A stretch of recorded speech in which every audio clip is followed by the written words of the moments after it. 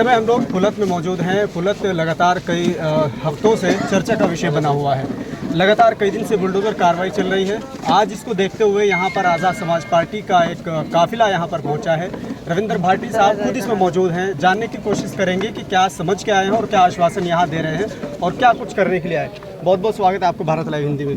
धन्यवाद भाई जी। देखिए, हमें सूचना मिली थी पार्टी कार्यकर्ताओं के द्वारा कि यहाँ पर मदरसे में तोड़फोड़ की कार्रवाई चल रही है। कोई तहसीलदार महोदय जी का आदेश था जिसमें आरसी जारी की गई थी कि इसमें कब्रिस्तान है, तो उसको ज़मीन को तोड़ने की कार्रवाई कर रही थी। लेकिन सबसे अजीब बात जो यहाँ आके पता चली कि यहाँ के जो मदरसे के जो हमारे वो हैं मैनेजर और जो हमारे गांव के सम्मानित लोग हैं, उनको दबाव बना के उनके द्वारा तोड़वा रहे हैं। पहली बार हमें देश में सुनने को मिल रहा है।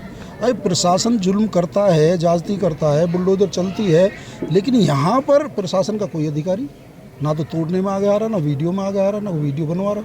और यहाँ के जो लोग हैं उनको भगा दिया जाता है, उनके वीडियो, उनके फ़ोन छीन लिए जाते हैं।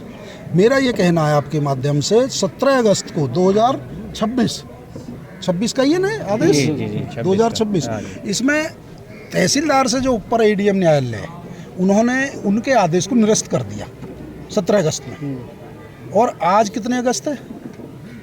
आज है 27 अगस्त। और पिछले कितने दिन से ये तोड़ाई की कार्रवाई चल रही है? तो ये तो कोर्ट का भी उल्लंघन है ना, मान लें न्यायालय का भी उल्लंघन है, तो कोर्ट ऑफ कंटेम्प्ट बनेगा इन अधिकारियों पे। तो इनके खिलाफ तो हम वकालत कर रखी है, कोर्ट में भी खींचेंगे। लेकिन ऐसे अधिकारी ऐसा माहौल क्यों पैदा कर रहे हैं? क्यों पश्चिम उत्तर प्रदेश के भाईचारे को बिगाड़ना चाहते हैं? आप कह रहे हैं कि गांव को आगे करके कार्रवाई की जा रही है, 100%। शासन पीछे हट रहा है। 10 लोगों से पूछ लो। पीछे की वजह क्या है? पीछे की वजह समझ में आई है ना, कोर्ट ने निरस्त कर रखा, कोई आदेश ही नहीं है। जो तहसीलदार साहब के आदेश पे टूट रहा था, उससे बड़ी जो अदालत है एडीएम न्यायालय, उन्होंने आदेश दे रखा 17 अगस्त में को पहली वाला आदेश निरस्त किया जाता है। उसके बाद ये कार्रवाई चली। इसलिए ये अधिकारी गांव के लोगों पर दबाव बना के इसको तोड़ना चाहते हैं। बच्चियां वहाँ पढ़ रही हैं, स्कूल बनाने से तो गए, स्कूलों को तोड़ रहे हैं। मुसलमान इनके लिए सॉफ्ट कॉर्नर है। ये मुसलमान पर टारगेट इसलिए करते हैं कि वो धर्म के आधार पर आप उसे, आपका वोट बैंक नहीं है तो आप उस पर अत्याचार करोगे। बिल्कुल अत्याचार नहीं होने देंगे, चाहे उसके लिए हमें जेल जाना पड़े, चाहे फांसी लगे। यदि अन्याय होगा तो हम बोलेंगे। जुल्म के साए में लब खोलेगा कौन? और यदि हम भी चुप रहे ना, फिर बोलेगा कौन? और यदि अधिकारी बिना आदेश के इस तरह कार्रवाई कर रहे हैं तो इसे दिल्ली तक घसीटेंगे। हाई कोर्ट भी है, सुप्रीम कोर्ट भी है, प्रदेश में कोर्ट भी है। और जिन लोगों को यदि आज के बाद तंग किया गया, इन पर प्रेशर बनाया गया, दिल्ली के प्रेस क्लब में बैठ कर इन अधिकारियों का नाम लेकर प्रेस कॉन्फ्रेंस करेंगे।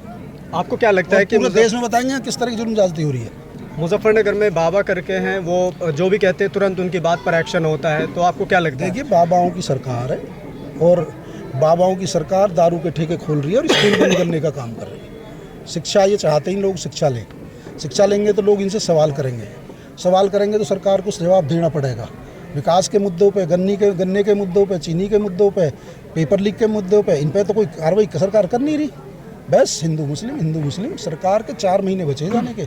आज़ाद समाज पार्टी सड़क पे भी इसका विरोध करेगी और सदन में भी चंद्रशेखर भाई जी से हम उस मुद्दे को उठवाएंगे। चीनी को लेकर बड़ी चर्चाएं हो रही हैं, कह रहे हैं कि चीनी महंगी हो गई। सरकार का पक्ष है कि लोग डायबिटीज़ ज़्यादा हो गए थे, इसलिए कंट्रोल करने के लिए किया जा रहा है। हाँ, डायबिटीज़ जो होते इन्होंने रोटी मत दो, इन्होंने गेहूँ और चावल भी मत दो, भूखा मार दो ना। भूखा मारने की तो प्रयास कर रही है सरकार। सारे विभाग प्राइवेट कर दिए, सारे स्टेशन, सारे रेलवे इन्होंने अडानी अंबानी को दे दिए। खेती भी आपने देखा था, जो फार्मिंग एक्ट आया था उससे अडानी को देना चाहते थे। जैसे जब आंदोलन हुआ, किसानों ने आंदोलन किया, तब जाके जो वापस हुआ। तो ये सरकार आपने देखा ना, धन्नासेठों की है। ये किसान मजदूर से, गरीब से इनका कोई लेना देना नहीं। अगला कदम आपका क्या होगा अगर इसी तरह से कार्रवाई? आज अधिकारियों से बात करेंगे। जो आदेश की कॉपी अभी हमें मिली है, हमने वो निकलवाई है। संवैधानिक तरीके से अपनी बात रखेंगे। यदि अधिकारी नहीं सुनते तो फिर 1 तारीख को यहाँ मुजफ्फरनगर में बड़ा आंदोलन करेंगे और वहाँ जवाब मांगेंगे अधिकारियों से। चलिए, ये थे रविंद्र भाटी जो फुलत मदरसे पर पहुँचे थे।